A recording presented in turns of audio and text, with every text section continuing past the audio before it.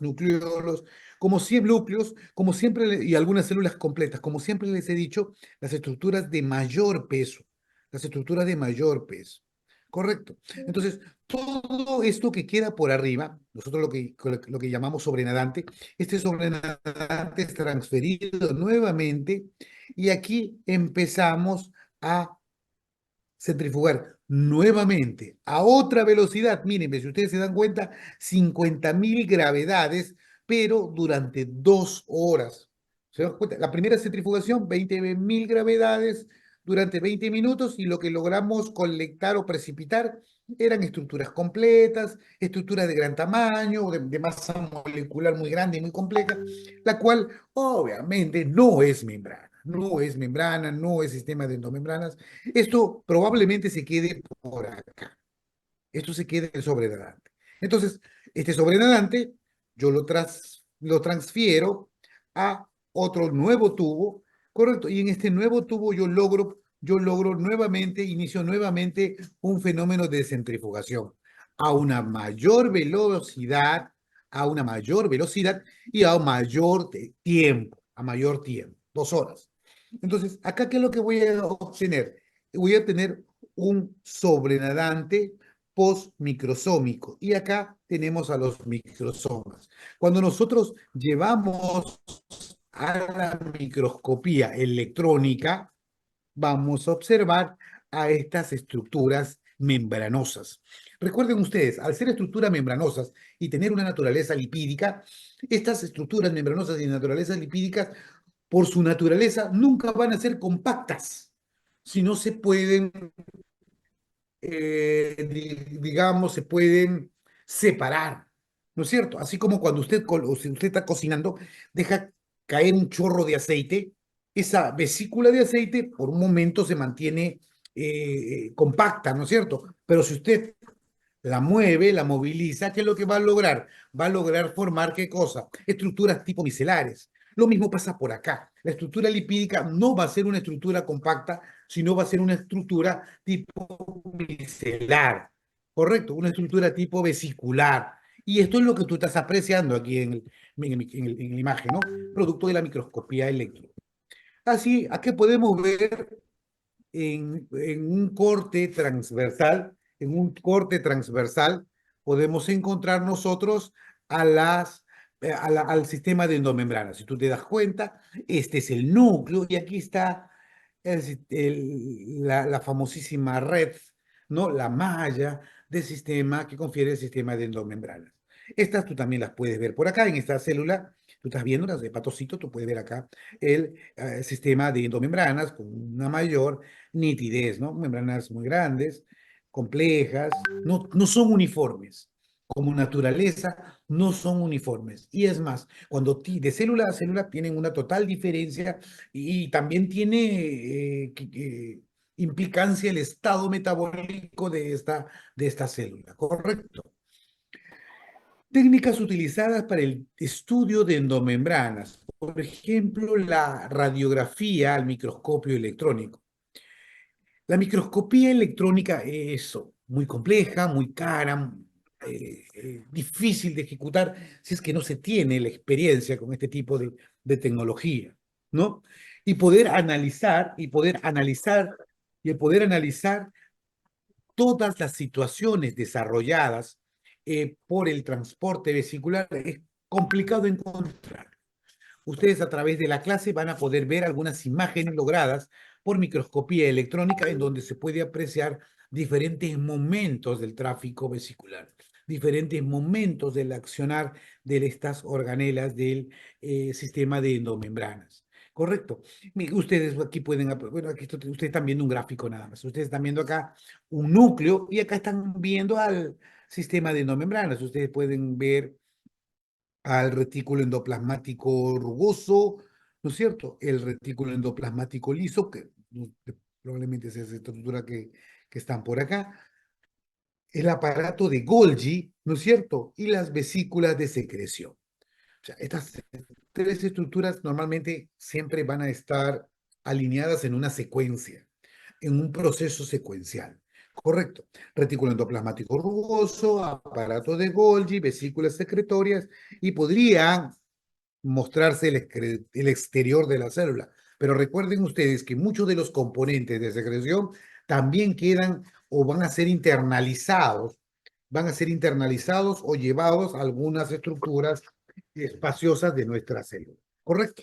Muy bien. Entonces, la microscopía electrónica, como se enseñó en la primera clase, bueno, es muy compleja porque se tiene que fijar la célula de una manera muy especial y luego se tiene que teñir con diferentes compuestos, algunos de ellos muy caros, puesto que van a generar bañados en plata, en algunos otros compuestos son distintos dependiendo de la naturaleza, de la composición, de la estructura que yo quiero colorear. Después, recurrir a la microscopía electrónica y tratar de fijar, de localizar alguna de las estructuras mucho más compactas. Entonces, las imágenes que ustedes están observando son imágenes tomadas del microscopio electrónico, ¿correcto? Cuando hablamos de tráfico vesicular, nosotros tenemos que ver que existe una relación entre núcleo y citoplasma. Citoplasma, mitocondria. Citosol, retículo endoplasmático, y el retículo endoplasmático, aparato de Golgi, el aparato de Golgi con los lisosomas, los lisosomos con las vesículas endosómicas, el aparato de Golgi con las vesículas de secreción, con los diferentes compartimentos a nivel de la membrana, ¿no? También podemos encontrar una relación citosol con los peroxisomas o con algunos plastidios, ¿correcto? Entonces, esto representa el tráfico vesicular. En láminas posteriores vamos a detallar más de esto. Y esto es un esquema nada más, pero si quisiéramos mostrar una situación típica de tráfico vesicular, sería así, ¿no es cierto? Acá ustedes están viendo al retículo endoplasmático rugoso asociándose a los ribosomas en donde se origina la síntesis de proteínas.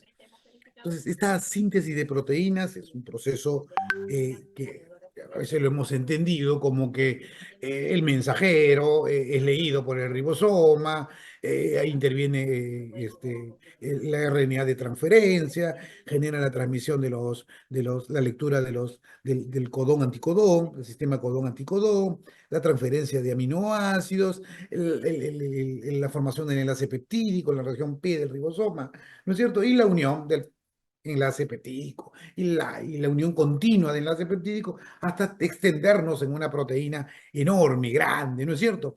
Y luego esta proteína ya queda para cumplir la función. No es así. Nosotros tenemos que entender de que el ribosoma, una vez que sintetiza la proteína o va sintetizando la proteína, se tiene que acoplar o tiene que internalizar o tiene que empezar a asociarse una vez que se va formando la proteína, tiene que asociarse ¿a quién? Al retículo endoplasmático rugoso. El retículo endoplasmático rugoso tiene que generar canales, ¿para qué? Para que allí sea depositada la proteína en crecimiento. Una vez que la proteína en crecimiento es depositada, ocurre los diferentes patrones de reacciones que logran desarrollarse aquí en el retículo endoplasmático rugoso. ¿Correcto? Aquí van a ocasionarse acoplamientos, proteínas, lípidos, proteínas, carbohidratos, ¿correcto? Y generar una mezcla de diferentes componentes de diferentes naturalezas hasta obtener una proteína funcional. Aquí, en el retículo endoplasmático rugoso, donde nosotros vamos a obtener la etapa final de la síntesis de proteína, ¿no es cierto? O casi final, porque algunas de ellas son desarrolladas acá en el aparato de Golgi. Este proceso nosotros en algunos libros lo conocemos como la maduración de la proteína, lo conocemos como la maduración de la proteína. Correcto. Aquellos procesos en donde la proteína paso a paso se va a ir modificando. Correcto. Apaguen un micrófono encendido. Hay un micrófono encendido. Apáguenlo, por favor. Gracias. Acá hay un proceso de maduración de la proteína. Estos procesos son los que normalmente nos van a llevar a alcanzar la naturaleza propia de la proteína, de la enzima, del anticuerpo, ¿no es cierto? De la proteína enlazante, del péptido señal, de la hormona, tantas variantes proteicas que hay y que después de atravesar estas estructuras, recién se va a convertir en una estructura funcional. Esta proteína luego va a atravesar el aparato de Golgi, empieza por la cara cis y termina de ser liberado por la cara trans, ¿no es cierto? Acá, por ejemplo, ustedes pueden ver algunos eventos como la remoción de la manosa, adición de N-acetilglucosamina, adición de galactosa. Por esta región se pueden añadir algunos componentes que son parte de los péptidos señal, ¿no es cierto? Y luego estos van a ser destinados a, por ejemplo, esta es una imagen nada más, por ejemplo, a el llenado de las enzimas lisosomales o pueden servir como algunas vesículas de secreción, o sea, algunas proteínas que tienen que ser secretadas y tienen que ser exportadas hacia afuera de la célula. ¿Correcto? Entonces, como ya lo hemos mencionado, la microscopía electrónica es fundamental para estos procesos, para poder analizar cómo es que va evolucionando, cómo es que va evolucionando, o cómo va avanzando en la generación de subestructuras, la generación de vesículas, el empacamiento de algunas proteínas que en su momento van a tener que ser trasladadas hacia otras regiones de la célula. Es precisamente este proceso el que me va a conducir a poder liberar proteínas, en algunos casos inactivas, en algunos casos por activarse, para que puedan ser distribuidas en diferentes compartimentos dentro de la célula, así como también afuera de la célula. Hace la clase pasada hablamos de la mitocondria y mencionamos que muchas de las proteínas que están dentro de la mitocondria son proteínas citoplasmáticas.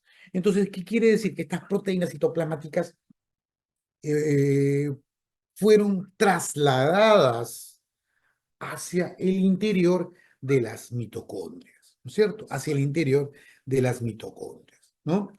Las chaperonas, el sistema de chaperonas, chaperoninas y tantos otros sistemas descubiertos en la actualidad nos han permitido poder trasladar estas proteínas como vesículas o como estructuras libres hacia el interior de la mitocondria, ¿correcto? Y permitir que esta mitocondria, estructura muy valiosa para nuestro metabolismo, se pueda llenar, no sé, se pueda ensamblar con una red de proteínas o de enzimas que le van a conferir una capacidad metabólica interesantísima, importante para todas las células de nuestro cuerpo. ¿Correcto? Entonces acá nosotros podemos ver, miren cómo están, acá tú estás viendo el aparato de Golgi, ¿no es cierto? Acá tú estás viendo el aparato de Golgi, acá estás viendo tú algunas vesículas que van a ser secretadas, ¿correcto? El viaje de las vesículas de secreción hacia afuera del retículo endoplasmático liso, hacia avance del aparato de Golgi y el destino, probablemente en algunos casos, a las estructuras membranosas, porque van a ser proteínas de la membrana celular, ¿correcto? Profe, el tráfico por vesículas es sumamente importante porque muchos neurotransmisores son transportados a través de vesículas. Nosotros entendemos la importancia del flujo, ¿no? Del traslado de los neurotransmisores y en el caso de las enfermedades neurodegenerativas, esto generó un estudio muy importante, ¿no? Generó un análisis minucioso por muchísimos científicos, ¿no? Para entender mejor por qué nuestras vesículas sinápticas empezaban a disminuir en ciertas etapas de nuestra vida, por qué empezaban a disminuir en ciertos trastornos en aquellas personas jóvenes. Y esto dio eh, eh, pie a que estos investigadores empiecen a estudiarlo y podamos descubrir el origen de muchas enfermedades neurodegenerativas, ¿no? El Premio Nobel de Medicina del 2013 por el descubrimiento de la maquinaria que regula el tráfico de vesículas, ¿no? El mayor sistema de transporte que tienen nuestras células, ¿no? De esto, como le vuelvo a recalcar, sabemos que cada célula produce y exporta moléculas. Seguro que ustedes han escuchado hablar del transporte de la insulina, ¿no? Las células del páncreas producen insulina, secretan insulina, esto siempre lo he escuchado, secretan insulina, pero ¿para qué? Para controlar la glicemia, para controlar los niveles de glucosa de cada uno de nosotros, ¿no? Con el único fin de poder disminuir ese nivel de glucosa de la sangre, entender que esa glucosa va a ser depositada y trasladada a todas las células de nuestro cuerpo para que ellas se aprovechen de la glucosa y puedan iniciar sus procesos metabólicos primarios, ¿no? Como la glucólisis, la glucogénesis, ¿no es cierto? Que ya hemos visto hemos mencionado en alguna de nuestras clases. Los neurotransmisores también, ¿no? Los neurotransmisores producidas por las células cerebrales y son las que nos permiten pensar, ordenar las diferentes estructuras musculares que puedan generar contracción, ¿no es cierto? Puedan generar contracción. También está de más mencionar que tienen mucho que ver y se involucran con la memoria, con el sentir, con las emociones, con las reacciones frente al estrés, etcétera. Profe, ¿qué son las vesículas? ¿No? ¿Qué son estas vesículas? Estas vesículas son pequeñas estructuras de membrana que para la célula representa algo así como una carga o un paquete, ¿no? Que pueden ser trasladadas a través del citoplasma. Me hubiera gustado que vean el video, que todos hayan visto el video que se colocó la semana pasada en la práctica, en donde se puede apreciar la forma, cómo es que se transportan las vesículas. Aquellos que no han visto el video, por favor, les recomiendo que lo vean. ¿Correcto? Les recomiendo que lo vean. ¿Correcto? Vamos. Chicos, se me está escuchando. ¿Se me está escuchando? Sí, ¿Sí? profesor.